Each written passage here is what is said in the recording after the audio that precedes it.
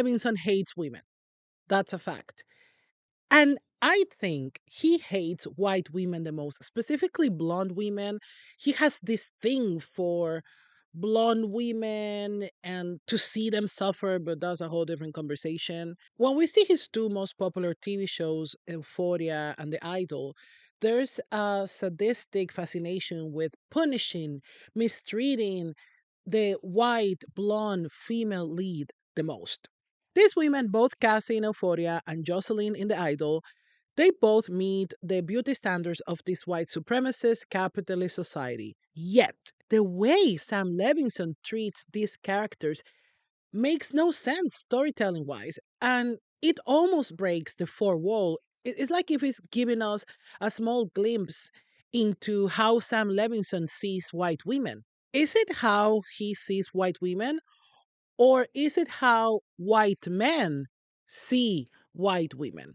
In this episode, we will discuss why white men hate white women, even though those who seem to meet their expectations. Before we continue, don't forget to subscribe and also let me know if you think white men hate white women. Why not? Now let's talk about, is it good to be picked? Sydney Sweeney, the actress who plays Cassie in Euphoria, has been claimed by white right wing men worldwide. Not only because she being a beautiful white woman, she's objectively cute, but also because of how she intentionally shows her political views in a vague way. I mean, she thinks she's being subtle, but she is not. But she is right wing. Like, the evidence is there. She's a registered Republican. She comes from a very conservative family, from a very conservative community who hosted a MAGA party on her dad's birthday that she attended and posted photos of such party on her Instagram for her millions of followers, even though her family is not part of showbiz. Like, she could have kept that private. And also her reaction to the jeans controversy. Trump has endorsed her, right wing commentators defended her passionately, etc. However, when Sydney Sweeney was casted as the main character in the 2025 biopic Christie about an openly lesbian female boxer, Christine Sattlers, it bombed in the box office, and Sydney's conservative fans didn't like it. They didn't even care about watching the movie. You would imagine, right, that these conservative commentators care so much about cancel culture and Sydney's career that they would support her on this movie. But no, because the thing about Sydney is that whatever her political opinions are, these right wing men see her as an object, a symbol of culture wars, not as a human being or a serious actress. Because we all know she wants to be seen as a serious actress. I feel in the few interviews I've seen about her that she has this chip on her shoulder about that she feels she's not being treated as a hardworking, serious actress, and also that she's been, for example, in The Handmaid's Tale. But the thing about being picked is that you can't win because once you're not useful for a certain agenda, in this case, this right wing agenda against cancel culture, they don't care about you anymore. They don't care about her career prospects, her ideas as a woman, even if those ideas are the same as this right wing man. She's just a token being picked. And the thing about tokens is that they get spent. Being a pick me doesn't protect women from being exploited by supremacist men. We have a lot of documented examples of right wing women who either choose to leave the far right altogether or just decide to continue their advocacy for white supremacy while at the same time avoiding those spaces where there's a lot of men. I'm not saying that men in the left or progressive spaces are not horrible to women. I will talk about it in this episode. And I'm not saying that sexism is exclusively right wing men, like sexism is a system. I need you guys to understand that. And just a quick parenthesis, I feel that the reason why we're not taught that sexism, white supremacy, and bigotry in general are systems is because we have to think about our position in such system and we have to sit with ourselves and look inwards. And a lot of people don't want to do that. But that's a whole different conversation. White men present themselves as the protectors of white women. That horrible woke women with blue hair want to destroy these beautiful white women who also have to worry about scary brown and black men who are coming in hordes to hurt them and punish them for being white and blonde. But data and evidence shows otherwise, that white supremacist men indeed hate white women, and that no amount of submitting to their desires and expectations will protect these women. Look at the trad white cinematic universe. It is all false. They are influencers who are selling a lifestyle that not even these influencers follow. And let's look at the other side of the coin. White women who choose to be stay at home wives, who follow the advice of these influencers, who submit to their white husbands and follow them. It is a world full of women who regret having made that choice. Maybe their politics haven't changed, but they do indeed regret having been picked. Mango editing here. I just want to clarify something very briefly in this part of the episode, that it's true that women regretting being housewives or stay at home moms and not being independent, that's something that can be found in every country, culture, and nationality everywhere in the world. That's not something exclusively of white culture. Actually, I dare to say that we women can all agree, especially like millennial and Gen Z women, that we know someone in our families or in our like social environment who either regret being a housewife or who has told us, be independent, make your own money, study, things like that. So I just want to clarify that in this context, I'm talking about trad wives because trad wives specifically is something that is part of white supremacist alt-right culture. It is true that there could be non-white uh, trad wives or non-white women who are trad wives influencers. That's a whole different conversation. What I mean to say is that trad wives as a system, as a movement, whatever you want to call it, it's part of the alt-right, far-right, white supremacist cinematic universe. So I just want to clarify that, if it makes sense. Okay, let's continue with the episode. I have this personal theory that pick me women regret to be picked sooner or later. It doesn't matter where they come from, it doesn't matter the culture, it doesn't matter if they express that regret publicly or choose to not even say it to their most intimate friends. Sooner or later, they will have that feeling of regret, because to be treated as an object, as cattle, is violent and dehumanizing. Even if in the structure of white supremacy, white women are treated as valuable cattle, you're still cattle. Now let's talk about leave white women alone. This part is really important because I don't want you to leave this episode thinking that sexism and the patriarchy are exclusively of the right. When the conversation about white feminism and black women talking about their experiences with white women was getting momentum, us, black women, explaining how even though white women experience patriarchal oppression doesn't exclude them from accountability, from the ways in which they use their whiteness to inflict violence upon other marginalized community, including black men, white men came to ruin everything. Disclaimer before I continue, this is not me excusing white women from accountability. On the contrary, I've done a lot of content about that topic, including long form episodes about white feminism. Go check them out. And while you're at it, don't forget to subscribe and leave a comment. If you remember that time where the conversation about white feminism started it, I read some of your comments at the end of each episode, by the way. Let's continue. Accountability is important in order to create meaningful networks of solidarity and resistance. May criticizing the white supremacist capitalist heteropatriarchy also helps you, and you can tell by the content of this episode. By the way, I love using this term, white supremacist capitalist heteropatriarchy. It was coined first by Bell Hooks. Going back to talking about how white men have tried to ruin the conversation about white feminism, there's a type of white men who use criticizing white women as an excuse to be sexist, intentionally missing the point to speak over not only white women, but also women in general. Hating white women because they're women is not revolutionary. It is sexist and tiresome.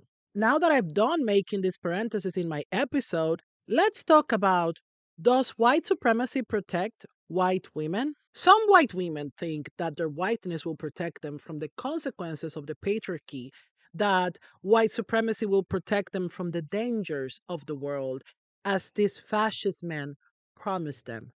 But the reality is that they're just walking into a new cage because they're just perceived as cattle, as vessels, pieces of meat to create more white babies. Patriarchy as a system is something that every country in the world has in common, and it manifests in different ways. It is a systemic problem. And as someone who comes from a very conservative country, I am telling you that institutions and the media help normalize violence against women. Look at Sam Levinson's obsession with humiliating women as just one of millions of examples of this. The more conservative and capitalist the society is, the most this violence is normalized because it is also commodified.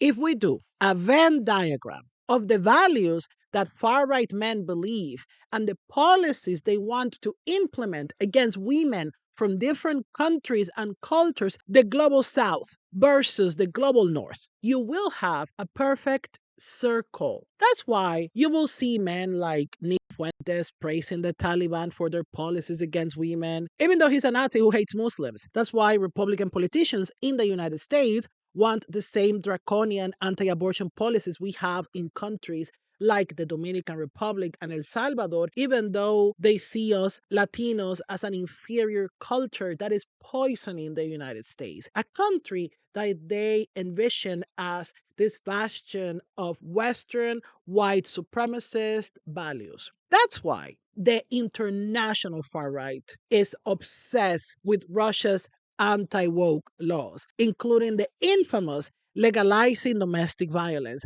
The West is so interesting because it's this concept that is full of paradoxes, like it needs to be protected while at the same time it is destroying family values. Modernity and innovation were invented by the West, while at the same time such modernity and innovation they are swallowing and destroying the ancient institutions and traditions, which a lot of them are at the same time modern constructs. The East, barbarism and conservative ideas will destroy Western society, but these far right Western groups are jealous of East wealth, traditions, and extreme conservative values and things that they perceive as rigid gender roles. Like they perceive the East as a place with too much history while at the same time having no history at all, no progression, no changing whatsoever. Western white women are the pinnacle of perfection while at the same time being imperfect because they're not as submissive as Eastern women and women from the global South in general. The whole conversation about are people from the global South Westerners or not?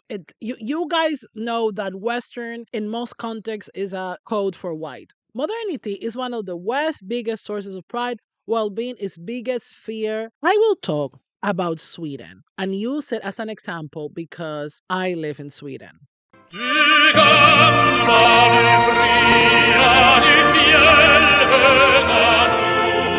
This mystical land fetishized by both the liberal and conservative West, which are two sides of the same coin. Scandinavia is a pure place that needs to be saved and that will save us all. To talk about the obsession of white men with Scandinavian women specifically deserves its own episode. Let me know in the comments if you want me to do an episode about that topic. I'm going to tell you a secret that no one is going to tell you. White supremacist men in Sweden are angry at Swedish women. We have this big incel community, sadly, and when you check the voting patterns of Swedish women versus Swedish men, there's a huge gap between both groups. The majority of Swedish women vote for progressive and left leaning parties, while the big majority of Swedish men vote for right wing and far right parties. And according to reports, This gap is getting wider the younger they are, meaning that Swedish Gen Z exhibits the widest gap going to those directions among the genders. Also, Swedish women are less likely to want to date conservative right wing men. Politics is important for women when they date someone. There's this community of Swedish passport bros who go to countries looking for more conservative and submissive women. I already did an episode about it. Go check it out, including talking about some Western men's fascination with white Eastern European women. Because I'm talking about Sweden and women's Swedish rights, I know some will come and spam my comments with, what about rape statistics? What about the black and brown men raping all the Swedish women? First, you have a weird obsession with the genitals of black and POC men. Stop, it's creepy. You don't care about rape. And now I'm going to tell you why the Swedish far right doesn't talk about rape and why they never care about it. Rape is a legal definition that has changed throughout the years, and it varies depending on the country. Around the world, it has been a feminist fight to include consent in the definition of rape and to teach what consent is as part of school curriculums around the world. Teaching consent is extremely important and beneficial for everybody, which means that right wing and conservative men are and have always been against it. That's one of the many reasons why they attack sex education, because comprehensive sex education is not only about anatomy lessons, but also about deconstructing sexist misconceptions about our bodies that the capitalist, white supremacist heteropatriarchy imposes to normalize oppression. The Swedish legal definition of rape is considered a victory for many feminist groups worldwide because it was pioneer in trying to understand and find a legal framework to consent. Do you remember during the 2010s when right wing groups were freaking out about teaching about consent? Why do you guys think they were so against teaching children and teenagers about consent? Why do you think they started questioning how society presents consent and coercion, how we started to examine our own sexual and romantic experiences, how a lot of women felt their interpretation of those experiences validated. And right wing groups were freaking out. Adding consent to the Swedish law was a huge win for Swedish feminists, and even a bigger fight. A lot of right wing politicians and groups were against including consent in the law, including the Swedish Christian Democrats, of course. Around 2015, Sweden changed the definition of rape, meaning including consent and the right of withdrawing consent. Rape doesn't exclusively involve intercourse. For example, if a man touches your genitals without consent, it can be considered rape. Also, it doesn't have to be violent force or violent coercion or just coercion or just being too drunk also is considered. If you can't be sure that you are able to consent, that is considered in the law. Also, Sweden's crime statistics refer to the year the offense was reported instead of the year in which the offense was committed. Meaning, if you were a victim in 2013, but you reported in 2014, then the crime will be reported as if it occurred in 2014. Also, because of the change of the law, a lot of cases that were considered sexual assault, because of the changes of the law, they were considered rape. And those statistics were added after the year that the law was implemented. Also, Swedes are very trusting of the police, even though rape is a crime that's severely underreported everywhere in the world, including Sweden. Keep in mind, most of the perpetrators are either close or someone the victim knows. This is a constant everywhere in the world, and Sweden is not the exception. What constitutes rapes changes with time and the country. For example, in a lot of countries, unfortunately, spousal rape is legal. Also, in a lot of countries, it depends on the gender of the people involved, meaning that if they have the same gender, it would be considered something else. In Russia, it must involve a man and a woman, and it must involve violence or threat.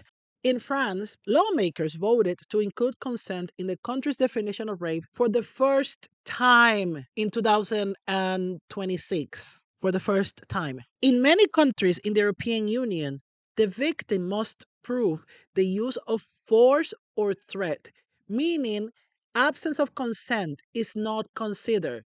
The United States doesn't have a federal rape law. It is left to the states. And in most states, they don't use the term rape. That term has been replaced with other terms like sexual assault, sexual abuse, etc., meaning that criminal offenses that will be considered rape in Sweden wouldn't be considered the same in the United States and other countries. Now that we have a basic understanding of this, let's talk about how Swedish fascist men don't want to protect white Swedish women. Years after the consent law was passed here in Sweden, even with the support of some right wing politicians. I have to admit it, of course. We have some far right groups and newspapers nowadays protesting the consent law and trying to have it revoked by starting the debate again. The funny thing is that these are the same groups who spread lies and misinformation about the rape crime statistics in Sweden. Why are they against a law that is meant to protect Swedish women? Guess. Sverigedemokraterna, aka the Sweden Democrats, are a populist far right party who was created by a former Swedish Nazi who served in the SS during World War II. They're fascist. They are the equivalent of like Alternative for Germany here in Sweden, and they are full of active Nazis. One of their biggest platform points was that all of these foreign men were raping Swedish women and we must protect them. You know the drill. However, the reason why most Swedish women don't trust the Sweden Democrats is because they know they're a bunch of creepy, fascist misogynists. Even the racist Swedish women, even the fascist Swedish women don't trust them. The party is full of politicians who have committed several offenses, including close connections with criminal groups. But that's like a whole different conversation. Several members of the Sweden Democrats have been found guilty in Swedish courts of rape against both women and children and domestic violence just in the past few years. I don't have time to talk about all of the cases, but it's like a really, really long list. So, Mango editing here. So, something I forgot to mention is that the Swedish government blocked an independent investigation into the connections of Swedes with Jeffrey Epstein. This current right wing government works together with the Sweden Democrats, aka Sverigedemokraterna, and even though they're not officially part of the government, they have a lot of power. So, this is extremely, extremely effed up because we know that Norway did a lot of investigations. Great Britain also did. And we also know that Jeffrey Epstein was obsessed with white women and also that he's been to Sweden several times and all that. So there's a lot of things we don't know. So what the Swedish government did is that they stopped an independent investigation into Swedish connections to Jeffrey Epstein. There is like this Swedish diplomat, Lisa Svensson, who had direct contact with Epstein. This is not an exaggeration. And of course, one of the parties that was against this investigation was Sverigedemokraterna, the Sweden Democrats. There are several Swedish connections in the Epstein files. Among other things, it appears that a top Swedish diplomat received packages from Epstein and lived in his apartment. I think that's uh, Lisa Svensson, as I mentioned before. And there are also connections to the Stockholm School of Economics through businesswoman Barbro and Boom, who received donations, and Epstein's former Swedish girlfriend, who testified in favor of his convicted accomplice Ghislaine Maxwell in an American court. And the whole Jeffrey Epstein situation is more evidence that these politicians don't care about white women. It is like, oh my God, it is so disgusting. You know what? Let's continue with the rest of the episode. Okay? If they expel every single member who was found guilty in a Swedish court of all of these crimes, the party will be empty. It is so bad that a lot of female members have left the party, the Sweden Democrats Party, because of the culture of sexual assault, harassment, rape, and sexism in the party. I will not get into details, but it is really bad and violent. And the party protects the men. One of the many cases, and the most high profile one, was Peter Lundgren.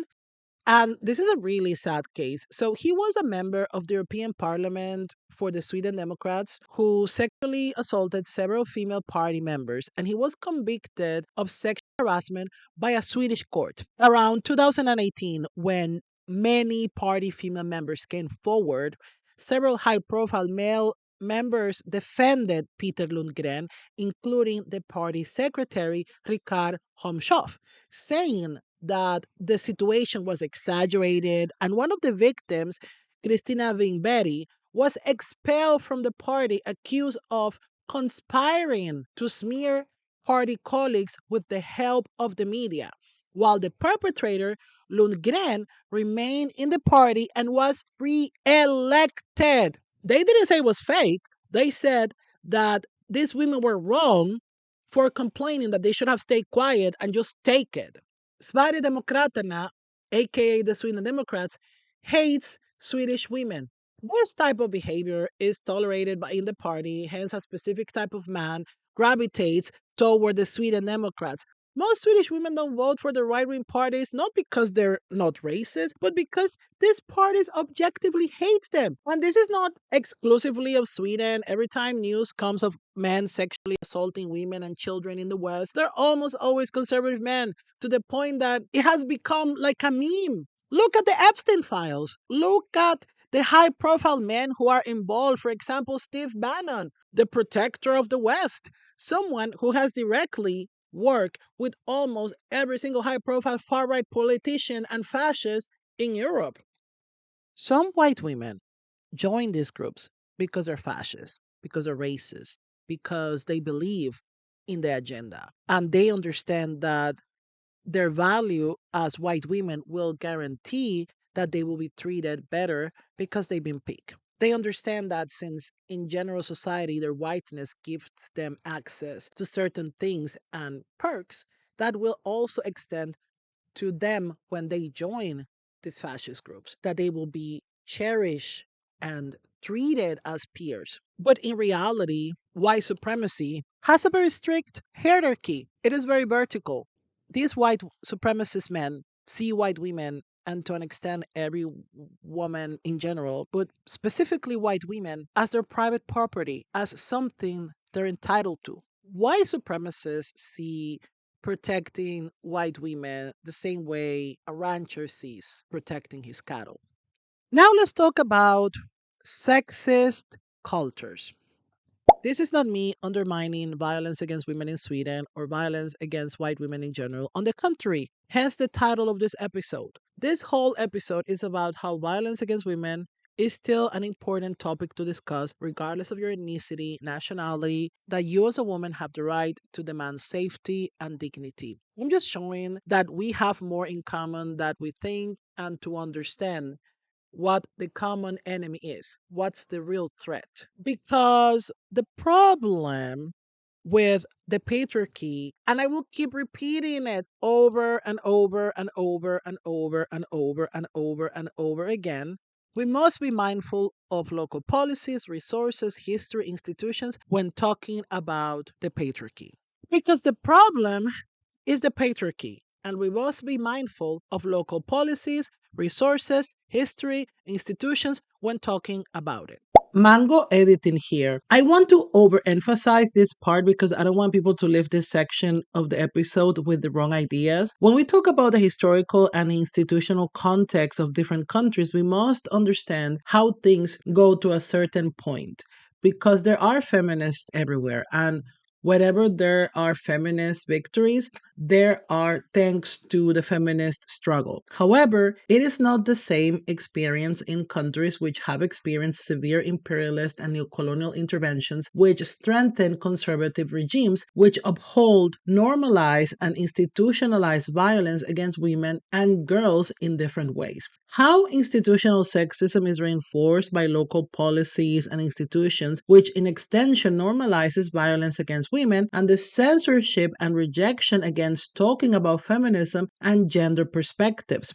The lies that feminism can harm culture, cohesiveness, and destroy the cultural structures of society. And that is reproduced by the media and our governments, which are also a consequence of decades of imperialism and neocolonialism in certain contexts. And sometimes it gets so extreme that you live in a constant state of urgency. I am using the Dominican Republic as an example because that's where I come from, but I know some of the things I said sound familiar to you because the patriarchy has the same structures, but they work and they're perceived in different ways depending on the context.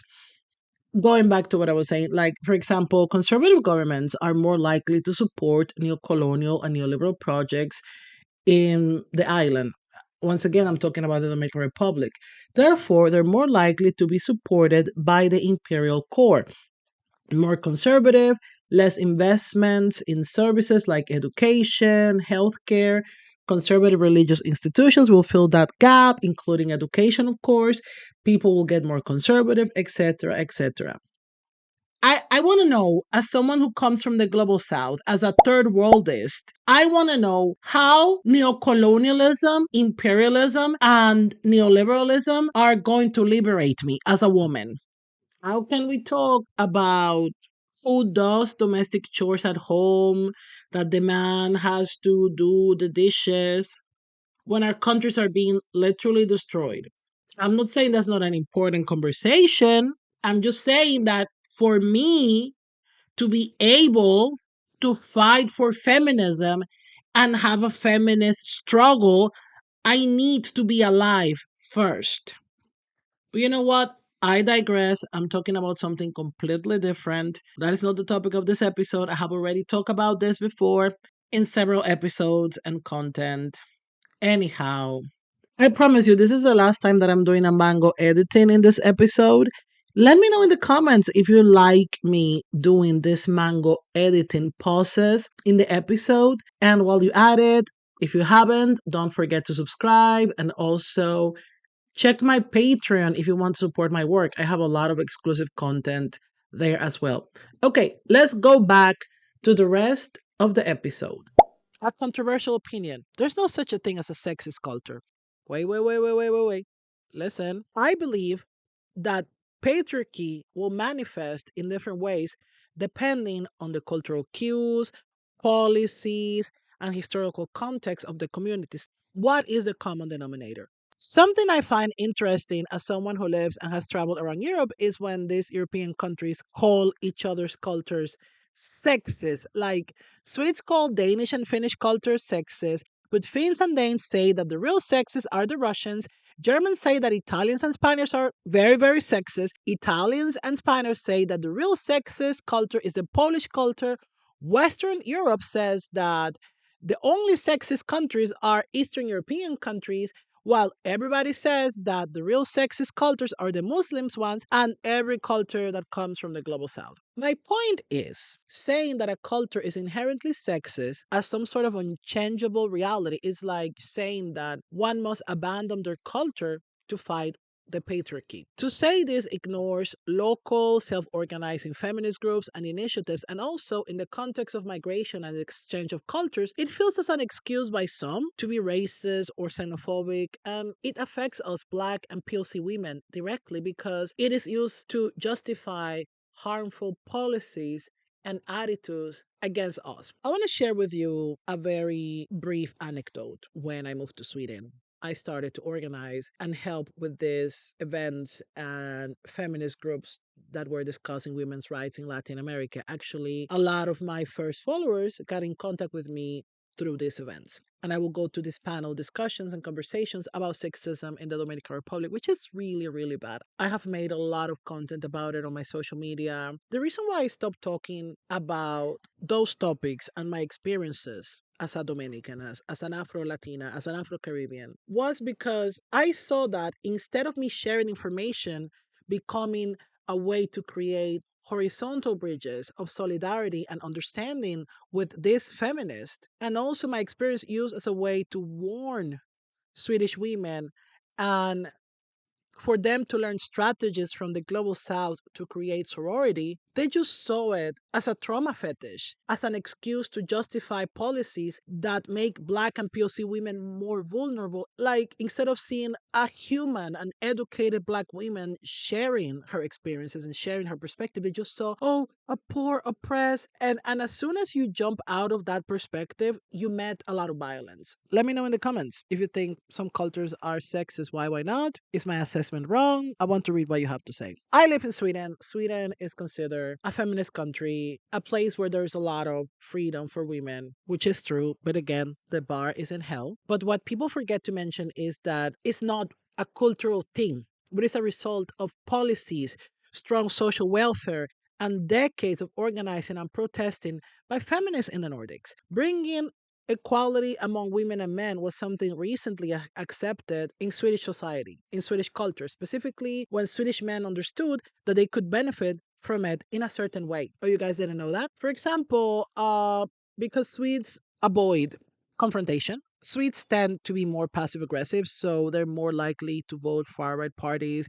And there's a sizable incel community in Sweden who believes Swedish women have been ruined by feminism. According to the Swedish Defense Research Agency, they conducted an investigation and they came up to the conclusion that Sweden is the country in the world, if not one of the countries in the world, with the most incels per capita.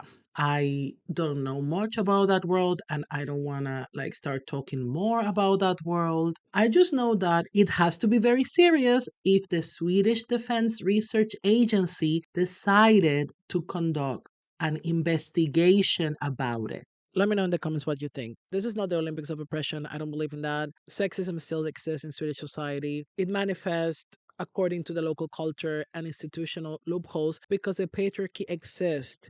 And as long as the patriarchy exists in one place, it will exist everywhere. Now let's talk about why white men hate white women. CNN exposed an online rape academy with millions of visits of men from everywhere in the world. Giselle's Pellicot's harrowing story of abuse was not an isolated incident, it was the tip of the iceberg. And together with Sam Levinson's obsession with punishing women on screen, they're not isolated incidents. White men hate white women because men hate women. And men hate women because of the patriarchy. It's a systemic problem. And white men specifically hate white women because they feel entitled to them. It is a very dangerous combination of both sexist and white supremacist entitlement. The problem is the system, as simple as that. And maybe you will walk out of this episode not believing me, saying that that's not your own personal experience, but just look around you. The evidence is in front of your eyes. And now more than ever, we need feminism. Thank you so much for watching and for listening to this episode. And now I'm going to be reading some of your comments. I agree with you about Bridgerton not talking about race and class. I do wish it just stayed as a fantasy show. Thank you very much. Stumble across this at 4 a.m. You did not disappoint. Well done. Thank you very much. That means a lot to me. I love videos like this. Most Bridgerton fans are pathologically averse to any analysis, so it's always nice when people look beneath the surface. Thank you very much. Your comments on the love and care for hair, love 100%. I have so many comments in this episode. Unfortunately, I can't read them all, but I'm gonna read a last one. Thanks for this. As a Belizean who grew up learning about Despard as some kind of hero and liberator, accounts credit him as recovering British territory from the Spanish to the Mestico coast. Edward Marcus Despard served as a superintendent here, and his last posting, he will later be guilty and ended back in the UK. I'm conflicted by Belizeans saying he was also heroic because his wife was mixed race.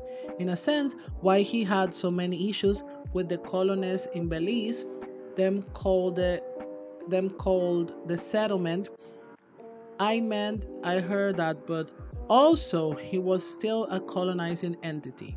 Appreciate this take on Bridgerton, which, yes, as fantasy and only fantasy, is engaging even at as it makes British colonialism look like a Benetton cakewalk. I love this comment, by the way. So many comments, so many comments.